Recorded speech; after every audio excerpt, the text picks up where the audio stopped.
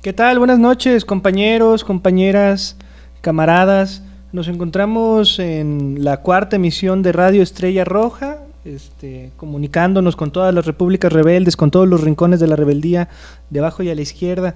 El día de hoy nos acompaña el compañero Fortino del CNI, del Congreso Nacional Indígena.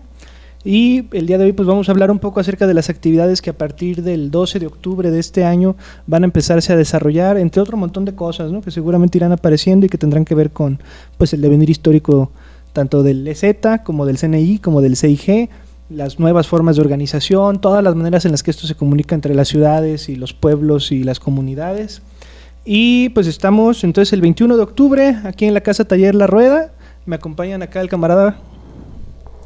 Yo, buenas noches a todas las personas que nos están ahí escuchando. Buenos días, noches, tardes. Por acá Pax, también miembro de la Juventud Comunista de México, miembro del grupo de rap Vientos del Pueblo.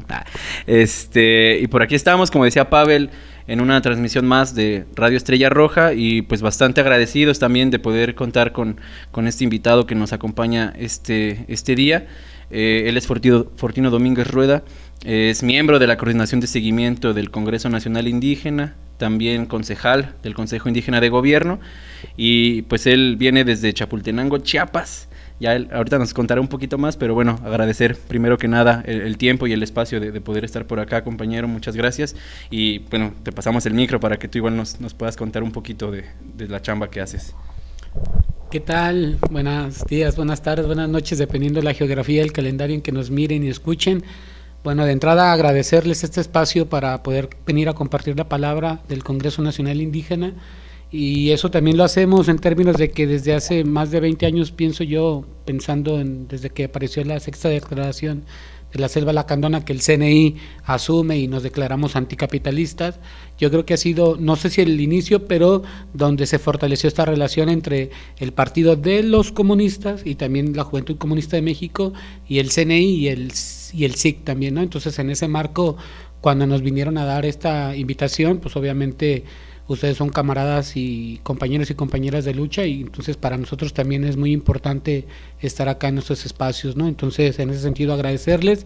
Muy bien, como también ya dijo Pax, yo soy de Chapultenango, Chiapas, soy zoque, pero soy desplazado a la ciudad de Guadalajara desde hace ya varias décadas, junto con otras familias. Actualmente hay 54 familias zoques en toda la zona metropolitana de Guadalajara. Soy concejal de los zoques urbanos, tapatíos, entonces eso ya marca una diferenciación en términos de que hay que entender que nosotros, nuestra lucha es desde la ciudad, ¿no? Y también tenemos vínculos con la comunidad de origen. Entonces, un poco por ahí podemos ir comenzando. Pues chido, mi Fortis. Digo, también acá, ¿no?, la presentación bien clarita, bien concreta, ¿no?, como siempre se espera de los camaradas organizados, ¿no?, y que se encuentran generalmente en estas posiciones de representación, de toma de decisiones, de asumir responsabilidades, de vincularse con la banda, de acercarse en el sentido fraterno también con los compas. Y nada, ahorita el camarada Pax nos va a dar una leve introducción al contexto, sobre todo este tema de siglas. Digo, nosotros pues estamos muy familiarizados, estamos todo el tiempo pensando en estos conceptos. De repente hasta hacemos chistes, ¿no? Nos inventamos siglas que no existen para nombrar cosas que jamás van a existir. Pero pues aquí hay unas que sí existen, que están activas, que son reales, que tocan nuestra realidad y la realidad de un montón de banda. Entonces... Sí, justamente... Luego, así, bueno, perdón por lo anecdótico, ¿no? Pero igual es parte. Yo de repente cuando puedo conversar con compañeros, compañeras de otras latitudes, de otros territorios, más allá de México, de esto que nombramos México, para mí es constante decir como que tenemos un faro acá, bien fuerte, y que realmente es una fortuna, pues, ¿no? Creo, si pensamos como en la lucha anticapitalista, antipatriarcal, anticolonial, en todo el mundo, pues acá en México los ojos voltean inmediatamente hacia el Ejército Zapatista de Liberación Nacional, hacia el Congreso Nacional Indígena, y quizás hay algunas personas que estén sintonizando esto que quizás no sepan, ¿no? Exactamente lo que es el EZLN o lo que es el CNI, y un poco también por eso es este programa, porque creemos que pues estas cuestiones de las redes, del internet de las cosas, ¿no? Pues nos obliga también a tener que estar en estos diálogos, ¿no? Para quien no sepa, por si hay algunas personas que no hayan tenido la oportunidad de acercarse a esto, pues el EZLN, el Ejército Zapatista de Liberación Nacional, es un movimiento que se levanta en el 94, después de varios años, de décadas incluso, de estar organizándose en la niebla, en lo oscuro, con los pueblos de allá de Chiapas, y que en el 94, el 1 de enero del 94, hacen un llamado a todo el mundo a no solo voltear para acá, sino para pues organizar. ¿Organizar qué? Organizar la rabia, organizar también la dignidad. Y 2 años después, si no me equivoco, por parte también de esa iniciativa que los compañeros están bastante conscientes de que no es una lucha que determine únicamente un territorio en lo que llamamos México, insisto, pues se convoca, ¿no?, al primer Congreso Nacional Indígena, que ahorita igual Fortino ojalá nos pueda como compartir un poco más, y que el CNI pues agrupa a muchos pueblos, comunidades, naciones, tribus de pueblos originarios, que con diferentes experiencias, igual también con diferentes dolores, pues están pensando no únicamente en términos de la resistencia, sino en términos de esos otros mundos posibles, pues, ¿no?, de la construcción de esos otros mundos posibles. Y bueno, por ahí ahorita, insisto que Fortino nos puede dar algunos apuntes más concisos, más claros. También en el 2016, si no me equivoco, 2016-2017, es que surge esta otra propuesta desde el CNI también, que es el Consejo Indígena de Gobierno, en el cual los pueblos que conforman el Consejo Indígena de Gobierno tienen concejales y concejalas que llevan la voz y también, pues, digamos, la lucha de los pueblos, y que en este contexto nombraron a una compañera como su vocera, que es María de Jesús Patricio Martínez, como la primera candidata en la historia de México independiente a la presidencia, ¿no? Y eso es bien importante porque muchas personas podrían creer que era un intento de llegar a esa estructura, ¿no?, presidencial. Y a mí me recuerda mucho justo esa foto que ahí muy probablemente quienes estudiamos en México vimos en los libros de historia cuando Zapata y Villa llegan a la silla presidencial y dicen, ¿y ahora qué?, ¿no? Y entonces pues un poco era eso, ¿no? Pues, o sea, ¿qué? ¿Llegar a una silla qué? Eso no va a transformar las cosas, y los compas pues lo tenían muy claro. Y por eso cuando nosotros nos tocó también como defender esa propuesta y esa chamba, decíamos a quienes no lo comprendían, quien decía como, no, es que están dividiendo el voto y bla bla bla, o es que ya se fueron al INE, bla bla bla, es importante comprender que todas estas propuestas y estas chambas son surgidas desde la ruptura, pues, ¿no? ¿Y la ruptura con qué? Pues con un sistema de muerte que hoy nombramos neoliberalismo, pero que pues lleva muchos años actuando bajo diferentes nombres, ¿no?, en donde los de arriba explotan, desaparecen, asesinan a los de abajo, ¿no? Entonces, bueno, yo no quiero como tomar mucho tiempo, más bien quisiera que Fortino nos compartiera un poco de esto que estamos comentando. Insisto, desde el EZLN, el Congreso Nacional Indígena, el CIG, y bueno, ahora estamos también en el 2025, en donde enfrentamos a otros monstruos que, bueno, quizás son los mismos monstruos, ¿no? Quizás nomás se cambiaron el color de la playera. Pero bueno, Fortino, ¿cómo ves esto que estamos comentando? Bien, y yo creo que una primera idea que podemos colocar es decir que la resistencia indígena tiene más de 500 años, 533 años desde el momento de la invasión, 1492, a sus territorios. Hay un proceso de lucha y de resistencia. Es decir, hay una larga trenza de esta resistencia. En ese sentido, podríamos decir que el Ejército Zapatista de Liberación Nacional y el CNI vienen a representar tal vez una de los últimos capítulos de la historia de la resistencia, pues, ¿no? Entonces, habría que ver esta resistencia del CNI en esta larga duración. Y además, en esos últimos 30 años, por tener un marco histórico, justamente se da a la par que se afianza el neoliberalismo en este país. Y es ahí donde podemos decir que tanto el EZ o el Congreso Nacional Indígena, donde participa el EZLN, ojo, no es que el EZ convocó a unos encuentros y de ahí surgió la propuesta de construir el CNI, que es la casa de todos los pueblos. Es decir, el EZ es un pueblo más en el CNI. No es que nosotros lo reconocemos como nuestros hermanos mayores, pero no significa que de una manera vertical ellos van a imponer su palabra. O sea, el CNI es la casa de los pueblos.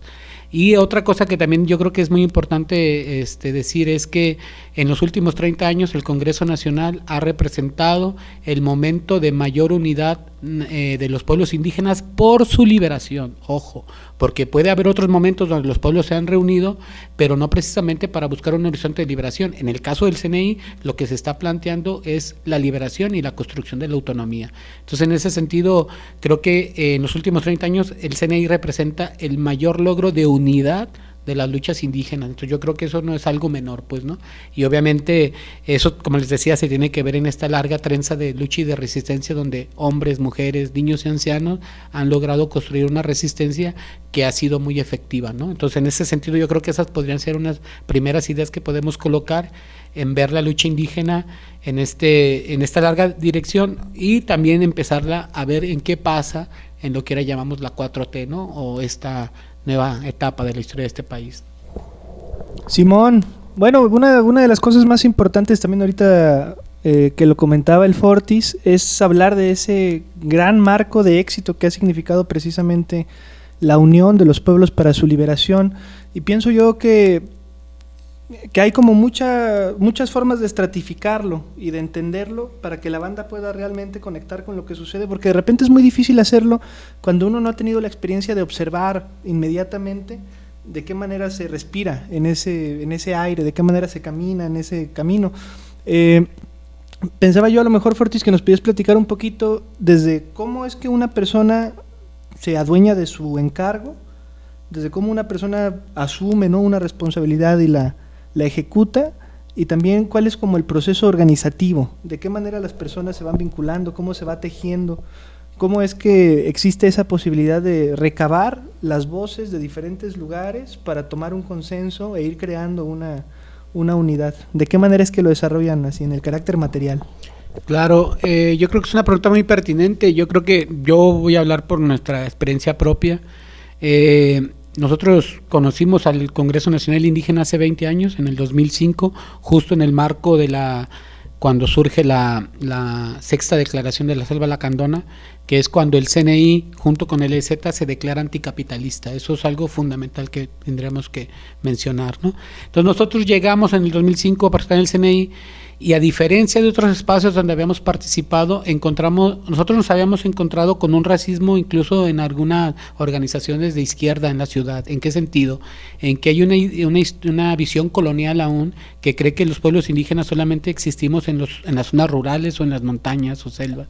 Y eso es algo erróneo. ¿En qué sentido? El gran desplazamiento forzado que los pueblos indígenas hemos vivido a lo largo de estos 500 años han generado un desplazamiento hacia las ciudades, es decir, la ciudad cada vez es más indígena a raíz de estos desplazamientos. Entonces nosotros nos empezamos a nombrar como indígenas urbanos.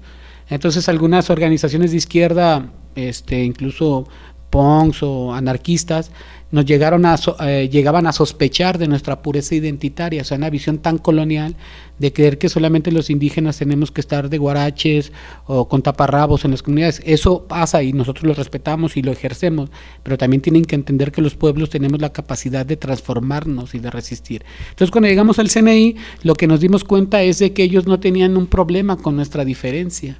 No tenían un problema en que si éramos de la ciudad o que si ya no hablábamos totalmente nuestra lengua, sino que era entender cómo el capitalismo y el neoliberalismo también nos estaba afectando desde las ciudades. Entonces eso yo creo que fue algo muy importante en términos de decir, encontramos un espacio donde no nos van a juzgar por que nos transformamos, o porque alguien podría incluso decir, incluso aquí nos decían en la ciudad de Guadalajara hace 20 años que éramos indígenas sin comunidad, y eso era como muy... Nos daba risa en términos de que esa gente nunca había ido a nuestras comunidades ni sabe cómo es que nos organizábamos, pero emitían un juicio sobre eso. Eso no pasó en el CNI, más bien lo que encontramos es una diversidad de luchas, de formas de entender, y como bien dicho el CNI dice, es la casa de todos los pueblos, ¿no? Entonces yo creo que eso de entrada fue fundamental, que no nos sentimos juzgados, y el otro elemento fundamental para nosotros es que nos declaramos anticapitalistas. Nosotros creemos que el sistema capitalista es clave en el sostenimiento de las relaciones de poder, y que además creemos que podemos superar al modelo capitalista. ¿En qué sentido? Los pueblos indígenas existíamos antes de la conformación de los estados nacionales, hace 200 años, y también los pueblos existíamos antes de la construcción del capitalismo en 1492. Es decir, tenemos la fuerza y la historia colectiva de saber que hemos vivido fuera del capitalismo, durante el capitalismo, y por eso creemos que es posible y factible construir un horizonte donde el capitalismo ya no exista, pues, ¿no?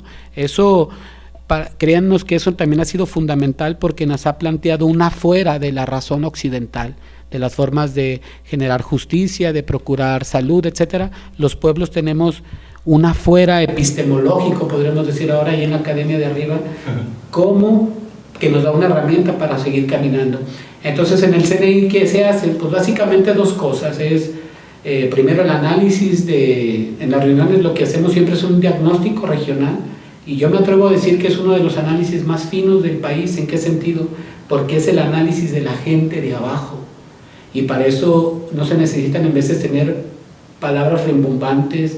Yo recuerdo, por poner un ejemplo, en unas reuniones del CNI, una señora, cuando se refería al asunto de sus programas del Sembrando Vida, de la 4T, ella nos explicaba en sus palabras que para su pueblo era la cuestión del sembrando lata. Entonces nos parecía, dijimos, pero ¿cómo? Explíquenos eso. Y entonces nos dice, es que cuando pagan el recurso de este programa social, básicamente quien lo cobra son los hombres, y esas tardes, noches, pues se ponen una borrachera enorme, y al otro día el pueblo queda lleno de latas. Entonces nosotros, en vez de llamarle Sembrando Vida, le llamamos el Sembrando Lata. Alguien podría decir en la Academia de Arriba que ese análisis no es válido. Al contrario, es algo tan claro, tan fino, y entonces también el CNI nos ha enseñado a escuchar. ¿Y a escuchar a quién? A los mayores, a los niños. Todo el mundo tiene algo que decir. Entonces, el primero que se hace en el CNI es el diagnóstico, y el segundo punto es, entonces, cómo vamos a luchar para enfrentar las diferentes amenazas que tenemos, ya sea en la privatización del agua, invasión de territorios, la llegada de minerías, la privatización del agua, de playas, costas, etcétera. Entonces, también ahí se recurre al gran saber que los pueblos tienen para resistir, no solamente en vías jurídicas, en organización comunitaria, en el reforzamiento de nuestras autoridades, etcétera. Entonces yo creo que en gran parte esas son como los dos pilares que tiene el CNI. Primero, tener un diagnóstico real de la realidad, y segundo, entonces, pensar en cómo vamos a enfrentar a lo que llamamos la hidra capitalista. Entonces un poco es así como se conforma. También decir algo bien importante es que en el CNI lo que es importante es visibilizar las luchas, no las personas. Yo creo que eso es algo muy, muy importante de evidenciar, porque en veces también hay una visión errónea de creer que son las personas en lo individual quienes mantienen las luchas. No, son las luchas en su colectivo, y eso un poco como lo que Pavel planteaba. Entonces nosotros entendemos que esa es la idea del cargo. Un cargo es un servicio sin paga, un servicio que hace uno a la comunidad, y que no es importante la persona, sino la tarea que te encomiendan. Entonces yo creo que el CNI ha sido, en mi caso, mi casa de formación política durante los últimos 20 años, que nos ha dado claridad para seguir caminando y entender eso, pues, que como personas no somos tan importantes, sino siempre pensar en las segundas, terceras generaciones que vienen de nosotros, porque así como nuestros padres y abuelos lucharon para seguir levantando la vida, nosotros tenemos que asegurar la existencia de las siguientes generaciones, porque nosotros no vamos a estar toda la vida. Entonces yo creo que es algo que también ha sido una enseñanza muy importante, esta cosa de descentrar el individuo, pues, como el sujeto teleológico de la historia. No, acá son las comunidades, el colectivo, y yo creo que romper con esa visión individualista también ha sido una enseñanza de vida brutal, que nos ha dado de alguna manera un camino para andar, pues, ¿no? Gracias, Fortino. Sí, pues creo que justamente para las luchas, ¿no?, de abajo y a la izquierda, de abajo como solemos nombrarlas, el análisis y las propuestas surgidas del CNI, del EZ, de estas fuerzas que conforman la resistencia, podríamos decirlo, real, pues, ¿no? Porque luego hablar de izquierdas, hablar como en esos términos puede ser bastante ambiguo, pues, ¿no? Y igual hasta bastante corto, ¿no?, para comprender. Tenemos pues eso, ¿no? Tenemos esa posibilidad de de compartir no solo el territorio, sino incluso algunas lecturas y pues también, aunque sea pesado, pues también los dolores, ¿no? Y yo quisiera hacer como ahí un paréntesis nada más rápido, también como para hablar de lo que está pasando ahorita en territorio zapatista, ¿no? Que es importante también hacer la denuncia en los medios en los que se pueda, ¿no? Ahí mencionar que en el poblado de Belén del Caracol 8, del STLN, está surgiendo o está sucediendo un acto de usurpación de sus territorios, ¿no? Y esto está sucediendo a cabo con la protección de la Policía Municipal de Ocosingo, la Fiscalía de Chiapas y el Ejército Federal. Y pues vale la pena mencionar que están encabezados por Emilio Bolón Álvarez, Miguel Bolón Palé, Miguel Vázquez Santís y David Seferino Gómez, ¿no? Que son las personas que pues hay que señalar también. Y cabe mencionar que pues las compas zapatistas, en vez de caer en las provocaciones, pues se retiraron a organizarse, ¿no? Decidieron organizarse en vez de caer en provocaciones. Y al día de hoy hay un letrero en ese predio, ¿no? Que en vez de que diga aquí el pueblo manda y el gobierno obedece, dice propiedad privada, ¿no? Entonces no hay que quitar tampoco los ojos de allá, ni tampoco bajar los brazos, pues, ¿no? La solidaridad, aunque uno crea que estamos lejos y que no se puede hacer mucho, crean compas que pues se pueden hacer varias cosas, ¿no? Y un poco es esto lo que estamos haciendo. Yo quisiera, hablando un poco de esto que, bueno, ya mencionabas cómo esta guerra contra los pueblos también no es algo de los últimos 30 años, no es algo ni siquiera de los últimos 100 años, pues, ¿no?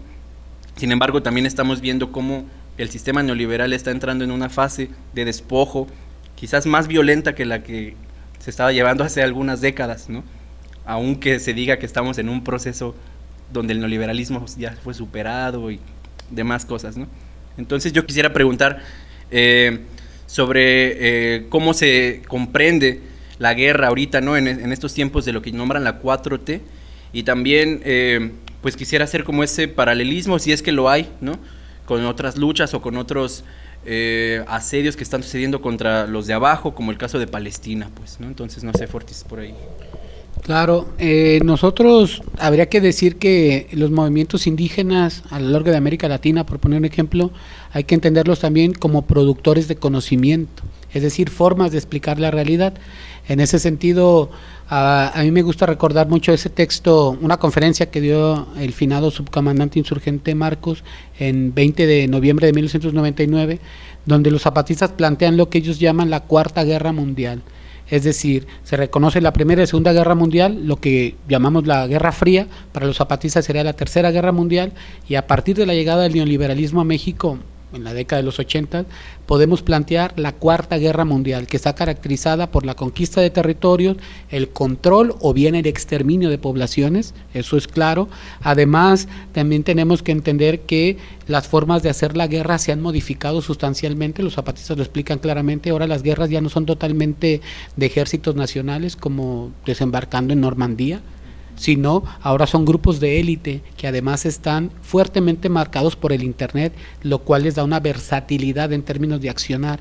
Entonces pensemos en los grupos criminales, etcétera. O sea, la guerra se ha sofisticado y ha cambiado, y como bien lo dices, estamos en un momento de una crisis civilizatoria donde la guerra es el eje fundamental para el sostenimiento del sistema capitalista. Ahí está Palestina, por decirlo así, y todas las guerras que hay, sobre todo por los recursos naturales, el hierro, el agua. Decir en ese sentido que México es el 9º país a nivel mundial con mayor diversidad en el mundo. Es decir, nosotros tenemos una riqueza enorme en términos naturales, tenemos desiertos, aguas, bosques, selvas, sabanas, o sea, pues nuestro país es muy importante en esos ramos, pero para el gran capital, obviamente, nuestra mayor riqueza es nuestra mayor desgracia en ese sentido. Y el problema de esta crisis civilizatoria es que el sistema necesita los recursos naturales para seguir sosteniéndose. O sea, la minería se necesita para los misiles, para crear computadoras, celulares, etcétera. O sea, y eso está llevando a una crisis mundial que cada vez se hace más compleja. Y en ese horizonte, pues obviamente tenemos que pensar en cómo, lo que ahora llamamos en cómo sostener la vida, ¿no? Y ahí tenemos algunas experiencias que han salido, y eso sí también decirlo, en el gobierno de la 4T ahí arriba, el neoliberalismo no ha terminado, más bien lo que vemos nosotros es una neolengua. ¿En qué sentido? En términos discursivos se habla que el neoliberalismo en México ha terminado, pero en términos prácticos sigue avanzando. ¿En qué términos? Podemos ver la mayoría de los proyectos extractivos que siguen vigentes, la operación el contubernio con el crimen organizado, las economías ilegales, el tráfico de personas, de órganos. O sea, en Jalisco Guadalajara tenemos que hablar del cártel inmobiliario, el lavado de dinero, el tráfico de niños, la prostitución. O sea, es decir, hay un problema muy severo, y no digamos la contaminación ambiental que tenemos. Recordemos que el río Santiago, todo lo que pasa en el Salto, estamos en un colapso ambiental muy complicado que en veces no queremos ver, justamente también por los medios de comunicación, que hay un cerco mediático. Por ejemplo, las mañaneras tenemos que entenderlas como una forma hegemónica para que el Estado imponga su voz. Y si tú estás en desacuerdo, es bien sencillo para ellos decir, nosotros tenemos otros datos, ¿no? Entonces también hay un esfuerzo que quisiéramos compartir con ustedes, es también cómo provincializamos a la mañanera. Es decir, hay que verla no como un sistema de difusión, sino como un sistema de dominación, que si lo vamos cruzado con lo que nosotros llamamos el reparto de migajas a través de los programas sociales, que ojo, es un derecho, pero no tenemos que olvidar que en este país esos programas sociales son para generar una base electoral que cada 3 o 6 años el amo, el patrón, sigue poniendo en operación para seguir legitimando sus políticas. Entonces yo creo que sí estamos en un momento coyuntural y que tenemos que decirlo claramente, y es importante este programa. En México el neoliberalismo no ha terminado, al contrario, se ha acrecentado porque hay un rostro de izquierda, que es de izquierda de arriba, que además hay que decir, ahora el término izquierda se ha manoseado tanto. O sea, antes en la década de los 70s, 80s, decirse de izquierda implicaba algo muy claro. Ahora se ha domesticado, se ha vulgarizado, incluso tendríamos que hablar de diferentes formas de izquierda. Yo sostengo que en este país hay una izquierda neoliberal, eso es real, y allá arriba no lo quieren aceptar, pero es verdad que hay una izquierda neoliberal gobernando. Es decir, por eso nosotros, junto con ustedes, nosotros nos nombramos de la izquierda, pero de abajo y a la izquierda, porque además de toda esa posición política decimos que es abajo y a la izquierda, porque es donde está el corazón humano de las personas. Por eso es ahí la guía que nosotros tenemos. Yo creo que ese debate se tiene que dar, y es claro decirlo, la 4T ha profundizado el debate, pues obviamente las amenazas contra nuestros territorios, y algo que también es algo muy pedagógico y que lo puede hacer cualquier televidente y quien nos escucha, es que vean quiénes están en Morena actualmente. O sea, los amos solamente cambiaron de ropaje y de siglas, pero las élites nacionales e internacionales siguen mandando en este país. Entonces eso hay que decirlo, y también decir que el Estado y el gobierno, ya sea presidente o presidenta, solamente son unos gerentes del gran capital. Es como alguien que cuida un hotel, pero el verdadero amo sigue mandando. Además también yo creo, y tenemos que hacer esa mirada crítica en cómo se está utilizando el discurso, según eso, de izquierda o incluso de género, para seguir sometiendo a las poblaciones. Entonces hay que ver cómo el Estado está pues apropiándose incluso de discursos de izquierda o críticos que ahora los ponen como si fueran de ellos. Entonces yo creo que es necesario romper con esa visión hegemónica, que incluso fuera del país hay mucha gente que cree que vivimos en un país súper progresista y de izquierda, cuando en realidad las cifras de muertos, de desaparecidos, de fosas comunes, de feminicidios, pues están ahí, y contra la realidad no se puede hacer, o sea, no podemos contradecir eso. Entonces yo creo que eso es muy importante, y ojo, no es un problema que tengamos con Claudia Sheinbaum o con López Obrador, no, es una cuestión estructural. Entonces yo creo que eso es algo fundamental que tenemos que estar aquí debatiendo y poniendo sobre la mesa, ¿no?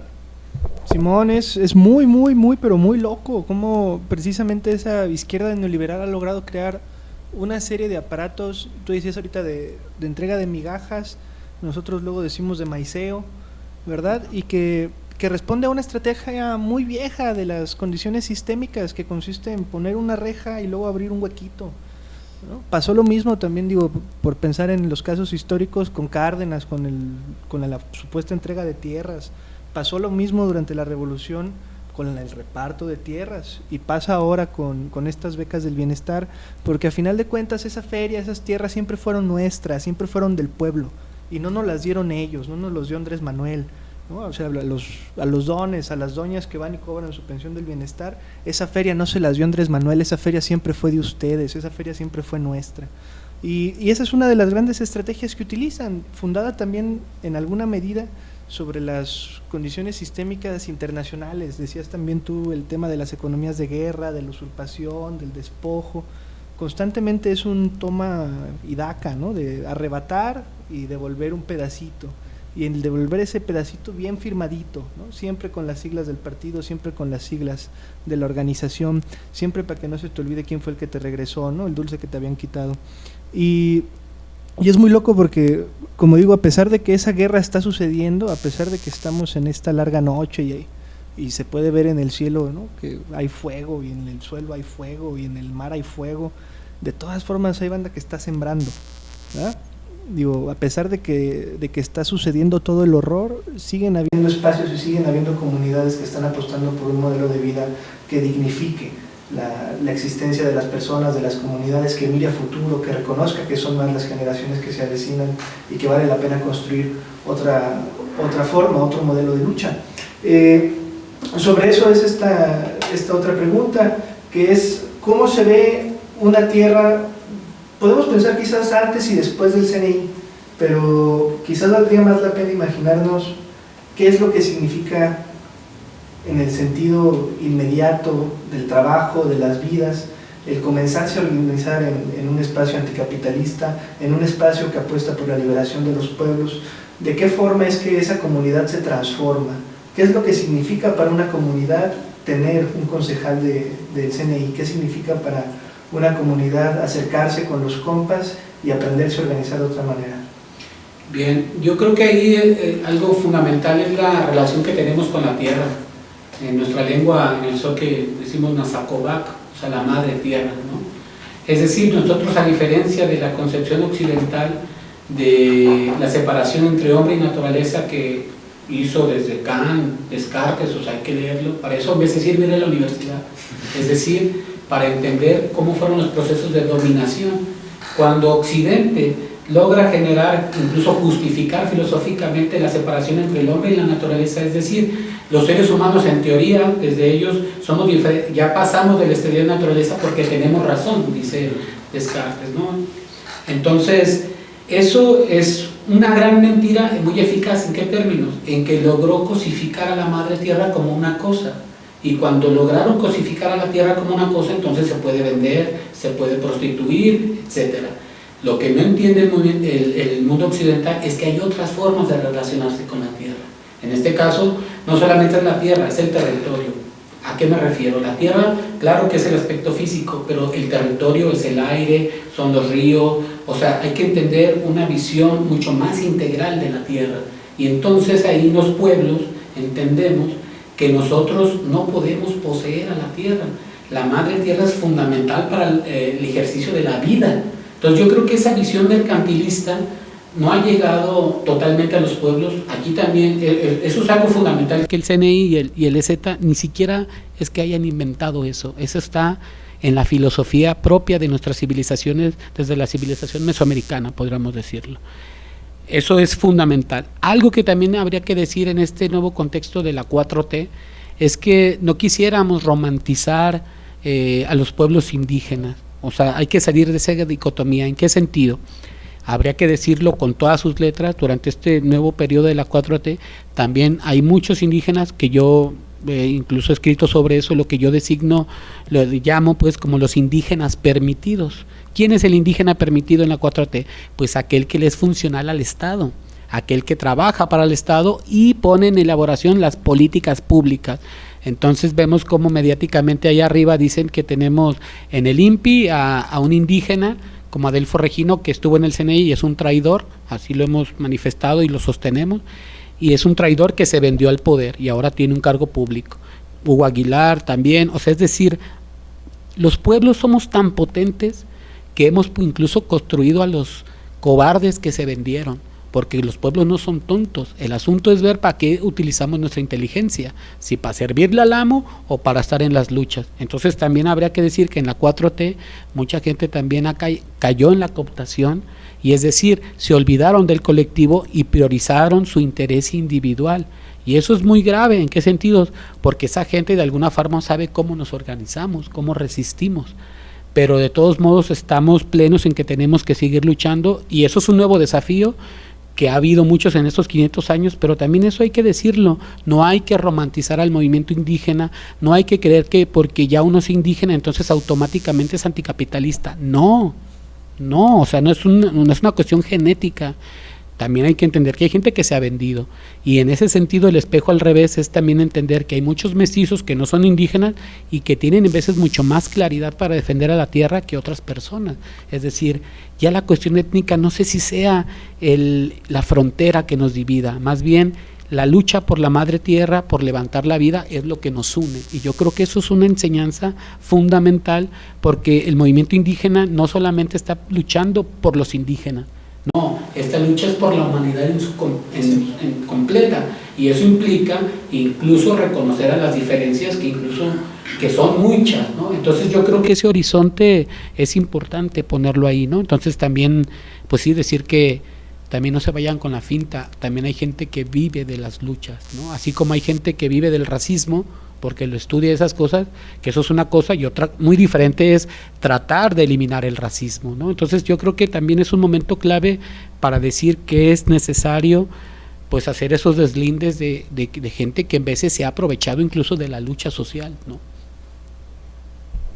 Claro, eso es fuerte en muchos sentidos, ¿no? Porque podríamos hablar de la lucha de la clase trabajadora, de los pueblos indígenas, las luchas racializadas.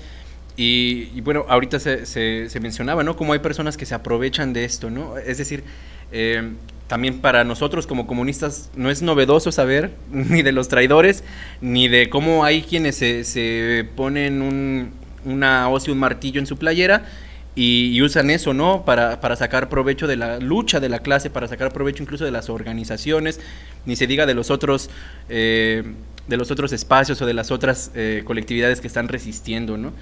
Creo que por eso es bien importante esto que se mencionaba hace unos minutos sobre el abajo y a la izquierda, ¿no? Como se estaba ahorita comentando, decir izquierda es demasiado corto, ¿no? Tenemos una izquierda neoliberal que no opera únicamente a nivel nacional, ¿no? Una izquierda neoliberal que opera a nivel internacional, que es bastante fiel al neoliberalismo, que es bastante fiel incluso a estas cuestiones del desmantelamiento del Estado, ¿no? Para que las pocas instituciones, que tampoco es que las instituciones en el Estado capitalista o en los estados burgueses funcionen, pero que aún esos pocos espacios pues empiecen a ser privatizados, ¿no?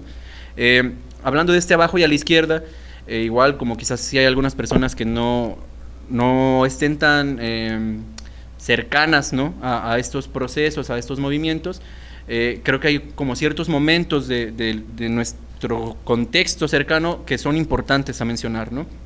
Tenemos, ya se mencionaba la sexta declaración de la Selva Lacandona, la otra campaña, y ahorita mencionabas algo central, la lucha ahorita quizás podríamos tener un montón de diferencias, un montón de tesituras, un montón de cosas que nos pueden alejar, pero también hay unas cosas bastante centrales que nos hermanan, ¿no? Que nos acercan.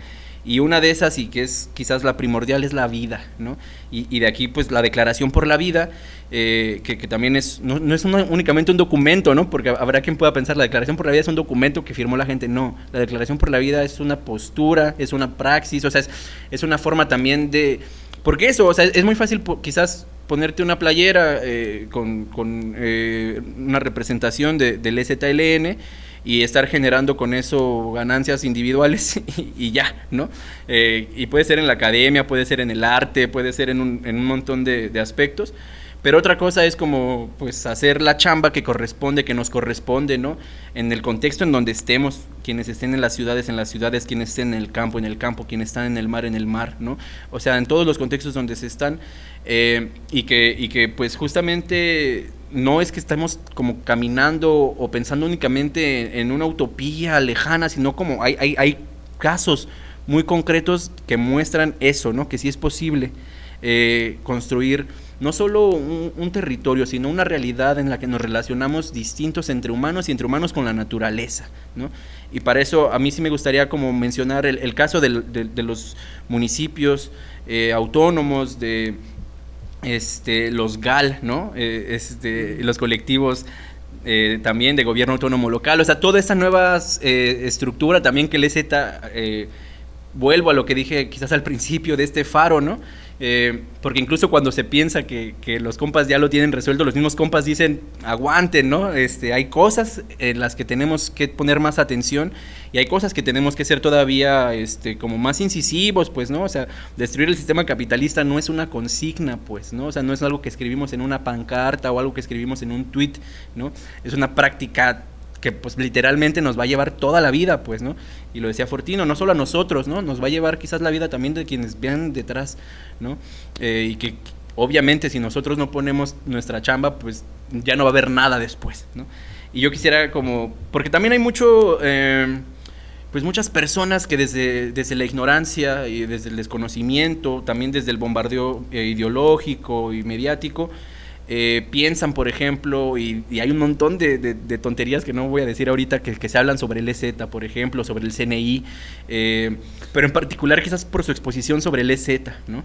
Y entonces yo quisiera solicitarte, Fortino, si nos pudieras comentar un poco de lo que tú también has podido ver, de cómo son esos otros mundos, no solamente en Chiapas, porque yo sé que no solamente están en Chiapas, pues, ¿no? El recorrido, el trabajo del CNI ha permitido que personas como nosotros, militantes, quizás pues de las ciudades, comunistas, etcétera, podamos ver esos otros referentes, esos otros faros que, insisto, no solamente están en Chiapas, aunque Chiapas es muy grande, pero que el CNI nos ha ayudado a vislumbrar más allá, ¿no? Entonces, que nos compartieras un poco de eso, cómo es esa vida, que yo sé que, pues, ahorita lo mencionamos, ¿no? O sea, el EZ está teniendo, y nunca ha dejado de tener este hostigamiento, este acoso, ¿no? De grupos paramilitares, del Estado, de grupos criminales. Bueno, los paramilitares de por sí son criminales y el Estado también, y que bueno, los otros proyectos que están en el México debajo de la izquierda, que también constantemente son golpeados, ¿no? Pero que al final, pese a eso, están construyendo esos otros mundos, pues, ¿no? Y ese valor de decir, como no vamos a esperar a que el Estado nos dé la oportunidad, no vamos a esperar a que haya condiciones, ¿no? Decían, ahí hay una metáfora muy bonita, me parece, del levantamiento del 94, no vamos a esperar a que pase la lluvia, ¿no? Entonces, no sé, Fortino, ¿cómo podrías compartirnos un poquito de esto? Ahí tal vez podríamos vamos a tratar de hacer un ejercicio rapidísimo. El levantamiento se da el primero en el 34 y el 12 de octubre de 1996 se funda el Congreso Nacional Indígena. Podríamos decir que desde el 94 hasta el 2001 el movimiento indígena planteaba que se reconociera constitucionalmente el ejercicio de la autonomía. ¿Cómo lo explicamos eso? Hasta ahora, oficialmente hay 3 niveles de piso de gobierno, ¿no? El federal, el estatal y el municipal. Lo que estábamos planteando, o planteaba el movimiento indígena en ese entonces, era que se creara y se reconociera un 4º piso, es decir, que las comunidades también tuvieran un reconocimiento constitucional. Eso no se logró. En 2001 se hizo la Marcha del Color de la Tierra, etcétera, y toda la clase política votó en contra de esa reforma, 2001. El movimiento indígena, o sea, después de una gran movilización, o sea, solamente comprobamos que ahí arriba no hay interés. Mientras estábamos como en ese mar de qué sigue, los zapatistas en el 2003 anuncian al mundo la creación de los caracoles. ¿Y qué es eso? Es lo que ellos plantean, que entonces ya no vamos a pedir permiso para el ejercicio de la autonomía, vamos a ejercer la autonomía por la vía de los hechos. Es decir, ya intentamos, ya le pedimos al gobierno, no quiso, vamos a plantearlo. Entonces podemos decir que de 2003 surge un nuevo proceso que es la construcción de la autonomía por la vía de los hechos. 10 años después, incluso los zapatistas crean todo ese proceso de la escuelita zapatista, donde comparten al mundo cómo durante 10 años ha pasado eso. También tendremos que ver luego, obviamente, 2016, 2017, la conformación del Consejo Indígena de Gobierno. Como bien dijo Isaac Pax, no era la cuestión electoral la que nos movía, era utilizar ese pretexto para volver a recorrer el país necesitábamos hablar con la gente de abajo y a la izquierda. Incluso eso es un ejercicio pedagógico brutal, o sea, el CNI camina por abajo. Entonces el pretexto era, sí, que teníamos una candidata a la presidencia, en realidad no nos importaba, era más bien desmontar y evidenciar el poder de arriba. Y después viene la expansión del EZ en 2019, hay más caracoles, pero algo fundamental es también el recorrido que se va a dar a Europa en el 2021, en plena crisis del COVID, el EZ. Yo creo, me atrevo a decir que ninguna organización indígena en América Latina ha logrado llevar a, que les gusta, 250 militantes de sus grupos a hacer un recorrido de 3 meses por Europa. O sea, eso es un proceso pedagógico de formación brutal, porque llevaron sobre todo a jóvenes y jóvenes. O sea, ellos están pensando en la formación. Entonces yo creo que, y ahora en la última fase, por llamarla así, estamos en la idea de lo que es el común. Esto es cómo en el territorio zapatista se van a organizar el uso de la tierra, pero incluso con gente que es partidista, que es católica, que es adventista, que es antipartidista o que es zapatista. O sea, cómo la lucha por sostener la vida tiene que superar las diferencias, incluso ideológicas. Si no es cómo vamos a asegurar la vida, incluso, como dicen los zapatistas, de los hermanos partidistas. O sea, esa es una lección de humanidad muy fuerte.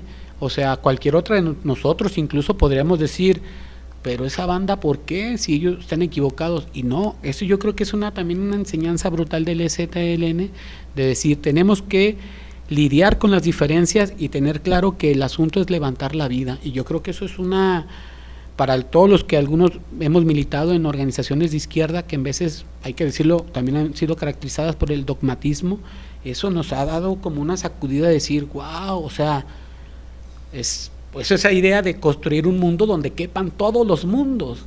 O sea, es decir, nosotros, como Mandela lo planteaba en Sudáfrica después de la apartheid, ¿no? Tenemos que perdonar para ser libres. Eso, o sea, es decir, los pueblos indígenas no tenemos que hacer lo que nos hicieron. Es decir, nosotros no vamos a imponer nuestra verdad, no vamos a imponer nuestra lengua ni nuestro color, porque eso ya lo hicieron y eso no funciona. Además sería repetir la historia y eso significa que entonces no se aprendió nada. Entonces yo creo que ese es un mensaje muy importante que el EZ le está construyendo en Chiapas a través del común. Y ojo, hay que también decirlo, que tanto los paramilitares, el ejército, la Guardia Nacional, etcétera, siguen junto con los caciques hostigando el territorio zapatista. Entonces también eso hay que denunciarlo claramente. Hay un cerco contra las comunidades zapatistas porque son incómodas. ¿En qué sentido son incómodas? En que los pueblos zapatistas y algunos otros pueblos indígenas en la autonomía, pues no necesitamos al gobierno para existir, para vivir, a diferencia de ellos, que necesitan no solo nuestros impuestos, sino que también nuestros votos. Entonces habría que preguntarnos quién necesita a quién. Entonces nosotros como pueblos indígenas y basadas en nuestra historia larga, pues sabemos que podemos vivir sin amo. Entonces yo creo que eso es algo fundamental que tenemos que empezarlo a conversar con más gente y construir nuevas formas de organización y de lucha, y esa es la responsabilidad que todos tenemos. Y ojo, eso no lo va a hacer un rayito de esperanza ni alguien iluminado, no, eso se va a construir en colectivo, como decía bien don Pedro de Aro, un Maracame Wixárika, solo entre todos sabemos todo. Entonces esa es la apuesta que estamos tratando de construir. Ojo también, este camino no está exento de contradicciones, de caídas, de tropiezos, pero también tenemos la convicción de aprender de esos errores para seguir construyendo en colectivo. Pues yo creo que por ahí es donde lo miramos. Chido, chido.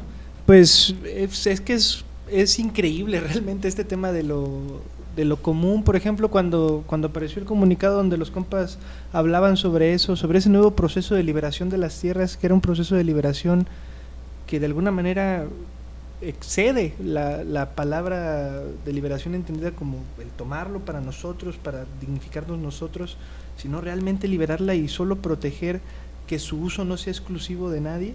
A nosotros no nos cupan la cabeza. Digo, batallamos muchísimo, nos costó muchísimo trabajo entenderlo a nivel conceptual. No se diga ya a nivel práctico, yo creo que no lo hemos practicado en la vida. Si acaso de manera parcial, en pequeños así flashazos verdadera, no sé ni cuál es la palabra, ¿no? Si ternura o amor al prójimo, no sé qué chingado sea. Pero está ahí, y es también, yo creo que tiene que ver mucho con esto que decías tú de la 4T, de la neolengua, porque yo creo que hay un verdadero combate encarnizado entre lo que se dice desde arriba y lo que se dice desde abajo, y cómo se dice arriba y cómo se dice abajo, y cómo lo que arriba se dice para imponerse, y lo que se dice abajo se dice con otros fines, con fines de atentar contra esa imposición, de liberar las cosas, el verdadero sentido que se oculta detrás de las cosas que pronunciamos. Y eso implica también, como tú decías ahorita, nombrar esas contradicciones y nombrar con sentidos nuevos aquellas cosas que ya se nos habían revelado quizás en otros momentos. Pensaba ahorita lo que decías del compa Maracame, ¿no? De solo entre todos sabemos todo. Pienso también en la forma en la que el EZ escribe.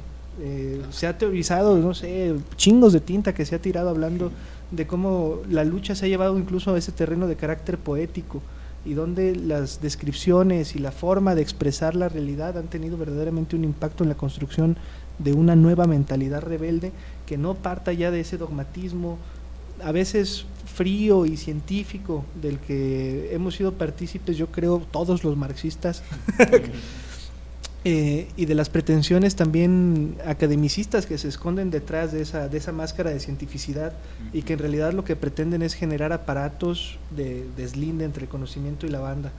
Entonces, en ese rollo, ¿no?, de pensar a las comunidades, como tú decías, también como generadoras de conocimiento, y entender también esa especie de, pues no sé si la palabra sea correcta, neolengua, que también surge de los pueblos, que también surge de abajo y que apunta hacia arriba, y que cuando apunta hacia los lados es para generar un consenso.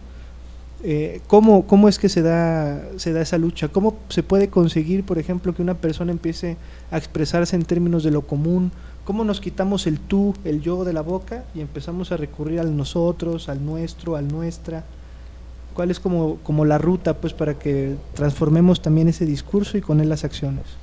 Yo creo que ahí un primer elemento es reconocer que estamos colonizados, pues, o sea, entender que la independencia de México es una de las grandes mentiras que nos han vendido, pues, ¿no? O sea, es entender que el sometimiento de nuestros pueblos sigue vigente, o sea, eso es de entrada, ¿no? Y también empezar a, sobre todo, una práctica, que es algo que también los zapatistas y el CNI nos ha demostrado.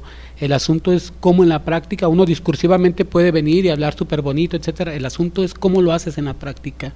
De hecho, hace poco leía una pequeña frase que decían los zapatistas: todavía no podemos poner en palabras lo que es el común, pero lo estamos haciendo de manera práctica.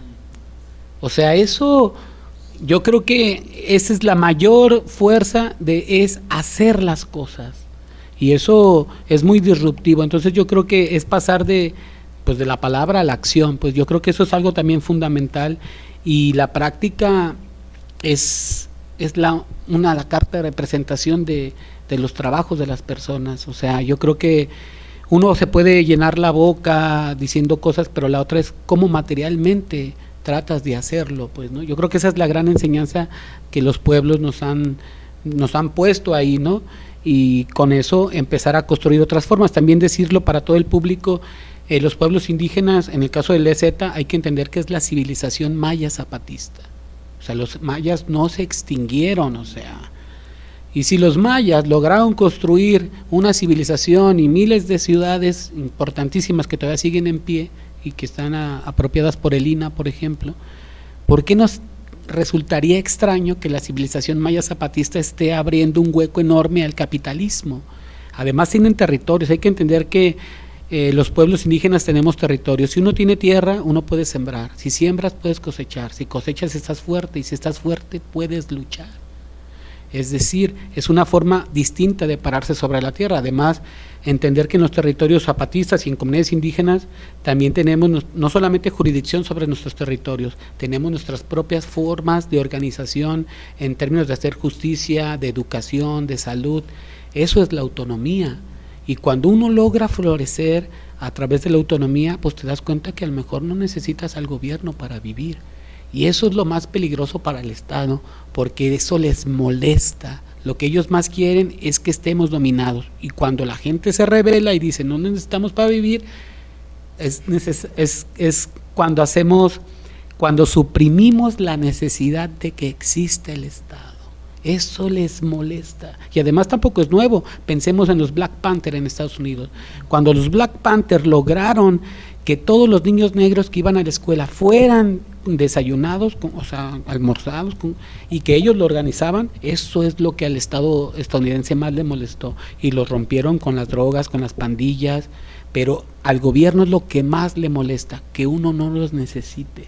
Y yo creo que eso es una enseñanza que tenemos que empezar a construir todos los días, y nosotros creemos que es posible, ¿no?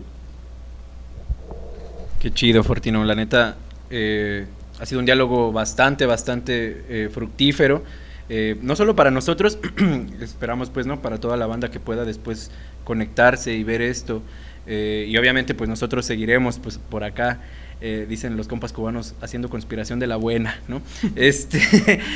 Yo quisiera ya para ir un poco cerrando, el 12 de octubre de este año salió pues un comunicado bastante importante a mi parecer, porque como tú decías, no solamente hay como un planteamiento del qué hacer, sino que hay un análisis bastante completo de lo que ha acontecido en los últimos años.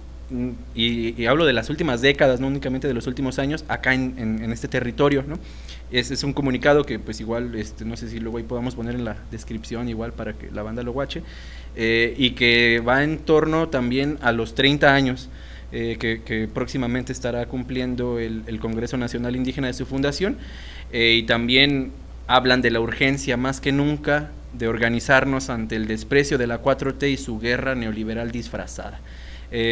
Para mí pues es sumamente pertinente no solo el análisis, sino también la propuesta de no detener las acciones, ¿no? De no detenernos en las acciones, porque pues honestamente es sencillo publicar una cosa ahí de vez en cuando, o incluso ir a una marcha de vez en cuando, pero las aspiraciones que tenemos implican mucho más, pues, ¿no? Y nos obligan a hacer mucho más. Y yo creo que un poco la invitación que están haciéndonos al resto de las personas que queremos otro mundo, que luchamos por otro mundo, pues es eso, ¿no? Como de aquí, y ni siquiera al año que entra, ¿no? O sea, de aquí a lo que viene, pues, ¿no? Entonces, si nos pudieras compartir así un poquito de lo que este comunicado contiene y también de lo que están convocándonos a hacer. Sí, el 12 de octubre de este año 2025 salió el comunicado donde estamos convocando a las jornadas permanentes rumbo a los 30 años de fundación del Congreso Nacional Indígena, no solamente en términos de ver alianzas con más gente, sino de seguir haciendo ese análisis, y también esta convocatoria está en el horizonte de reconocer no solo el aporte que el CNI ha tenido, sino de la responsabilidad que tenemos para cuidar al Congreso Nacional Indígena. Y ojo, y es que no sea de nosotros, es de los pueblos, y es una instancia de lucha y de resistencia que ha sido fundamental. Entonces, yo creo que en esos estamos por cumplir 30 años, y también es importante pensarlo en cómo el CNI ha sido el espacio de formación de nuevas generaciones. Yo, como les digo, hace 20 años llegué al CNI siendo más joven, etcétera, y eso nos ha dado mucha claridad para entender el mundo. Entonces, en ese contexto es como el CNI está planteando estas jornadas permanentes para hacer conversatorios, foros, marchas. Incluso este programa puede ser enmarcado en esas jornadas permanentes rumbo a visibilizar no solo la historia del CNI, sino sus características y los horizontes de lucha que estamos planteando. Entonces, y eso yo creo que es muy pertinente en este momento de la 4T. Yo creo que es necesario hacer un contradiscurso que además tiene una materialidad concreta en que varios pueblos están siendo liberados. Pensemos en el caso de Ostula, por decirlo así, o sea, un pueblo que ha hecho ni lo que el Ejército ni la Guardia Nacional ha hecho, que es expulsar al narcotráfico de su territorio. O sea, eso, o en el caso zapatista, no hay feminicidios, no hay narcotráfico en sus territorios. O sea, yo no sé si estén haciéndolo bien o no, pero ahí hay un dato concreto. Que nosotros vean, vivimos en Guadalajara, vivimos en un contexto de guerra no reconocida. Entonces yo creo que eso, en ese contexto de muertes, como el CNI una vez más viene a irrumpir en este contradiscurso, pues para encontrar a hombres y mujeres de buen corazón que también tienen la firme convicción de que estas cosas no pueden seguir así, y sobre todo que nosotros como personas tenemos que hacer algo. y ese algo puede ser a lo mejor diminuto, un poema, un programa de radio, cotorrear con tus vecinos en la esquina, empezar a socializar cómo está la realidad en nuestras colonias, cuánta gente está siendo asesinada por el narco, o cuánta gente se está convirtiendo en alcohol, no porque tenga una convicción, sino tiene una necesidad económica. Entonces yo creo que el asunto es mirar para adentro, tanto para reconocer nuestras heridas como también encontrar esa potencialidad para construir un universo diferente. Entonces yo creo que ese es un desafío muy grande. Nosotros como CNI, como concejales, pues más bien es un desafío, o sea, no solamente como tú dices, es que salga el comunicado y ya, sino es ¿qué se va a hacer? Venir aquí es una pequeña parte de los trabajos que se estamos haciendo, o sea, es como, es militar de a de veras, pues, o sea, mucha gente incluso ahora, imagínense tan absurdo que dicen que ellos viven de observar los movimientos sociales o de generar observatorios de movimientos sociales, o sea, es decir, viven de la lucha de la gente y además se plantean como si fueran gente de izquierda. Entonces yo creo que también esos matices hay que empezarlos a elaborar y sobre todo una práctica real. Entonces a lo largo de todos estos meses y lo que viene del año que viene, pues vamos a hacer un sinnúmero de actividades, estén atentos porque vamos a tirar la casa por la ventana, ¿no? Sí, Incho mi Fortis, pues sí, un saludo a todos esos compas que se sirven de la mesa de las izquierdas, ¿verdad? Y nunca traen nada para compartir. Saludos, compas. No, pues estamos llegando ya al final de la jornada esta radiofónica, ya nada más así como las reflexiones finales. Ahorita el Pax pues nos va a compartir unas últimas palabras. Igual, Fortis, si se te quedó algo en el tintero que quieras sacar, también esta es la oportunidad. Sí, bueno, yo agradecer, pues, ¿no, Fortino, la neta, por tu tiempo y la disposición para este diálogo. Como dices, es una de las acciones, igual nosotros sí consideramos eso, que estamos ya enmarcados en estas jornadas y que pues vendrán muchas más, pues, ¿no? Muchas más actividades, mucho más trabajo. Y yo, desde que empezamos el programa, es más, desde que lo planeamos un poco, me resonaron mucho las palabras de un par de camaradas de Nayarit, que justo tenían un programa de radio que era, no me acuerdo el nombre ahorita en ese momento, pero lo manejaban los camaradas Alejandro Gascón Mercado y Salvador Castañeda O'Connor. Y está chido porque ese programa de radio, según yo era Avante por la Batalla de las Ideas, fue incluso previo a la fundación del Partido de los Comunistas, de los cuales, pues además de ser de la J. Pavel y yo también formamos parte. Y hay justo un programa que habla sobre el levantamiento zapatista. Y bueno, yo no conocía a Gascón Mercado en persona, pero escuché algunas de sus palabras, ¿no? Y hay un momento en ese programa en el que dice, las demandas de los pueblos zapatistas y de los pueblos indígenas en México son cortas a todo lo que se les debe. Y dice, no hay nada que exijan que no se acorde a lo que se merecen, pues, ¿no? Y a mí se me hace muy fuerte porque, pues, justamente, ahorita lo decía, estamos colonizados y los compas también hemos tenido, como marxistas, como comunistas, muchos sesgos, etcétera, pero para mí que la claridad que tenían esos compas en los 90s, ¿no? Como comunistas, de decir, o sea, no hay nada que los pueblos estén exigiendo que no sea acorde a lo que se merecen, contemplando todo este despojo de muchísimos años, de cientos de años. Y eso resonaba en mí, ¿no? Es decir, como obvio, ¿no? Lo que los compas estén proponiendo, por eso vamos a estar ahí y por eso estamos acá, ¿no? Entonces, pues nada, muchas gracias, Forti, y ya las últimas palabras que gustes compartir. Para finalizar, yo tal vez quisiera un poco abordar esta idea entre la fuerza y la razón. Allá arriba tienen la fuerza, pues tienen al ejército, a sus paramilitares, pero los pueblos tenemos la razón. Y eso es fundamental. ¿En qué sentido? En que ellos no pueden sacar razón de su fuerza, pero nosotros sí podemos sacar fuerza de nuestra razón. Y eso es algo fundamental que en la lucha anticapitalista no nos da la fuerza para continuar. Sabemos que en el 2023, hace 2 años, el CNI sacamos un comunicado donde decíamos que en la administración de López Obrador del 2018 al 2023 había 75 asesinados indígenas o defensores de terreno, de territorio y derechos humanos, más de la mitad de ellos miembros del Congreso Nacional Indígena. Es decir, la guerra, la criminalización contra la lucha no ha terminado, pero nosotros tenemos también esa fortaleza de saber que lo que estamos pidiendo y construyendo no es algo malo, pues. O sea, y eso nos da un poco de confianza, porque también nos hemos encontrado hombres y mujeres que están en la misma dirección, y yo creo que cada vez el mundo está despertando más, pues entonces hay que tener confianza, pues, de que tenemos la razón y que estamos construyendo algo que no es para algo negativo para la gente, vamos. Yo creo que eso, ni tampoco estamos buscando en mandar a nadie, ni en homogenizar a nadie. Entonces estamos en otra lógica, pues, ¿no? Sería lo que yo quisiera comentar, y pues más bien agradecer también al espacio, a los televidentes y a los escuchas, y pues nada, aquí seguimos. Así mero, mi Fortis, pues muchas gracias. También nosotros estamos en plena conciencia de que esta guerra no es opcional, que no entrarle a la lucha sería el equivalente a no levantar los brazos, ¿verdad?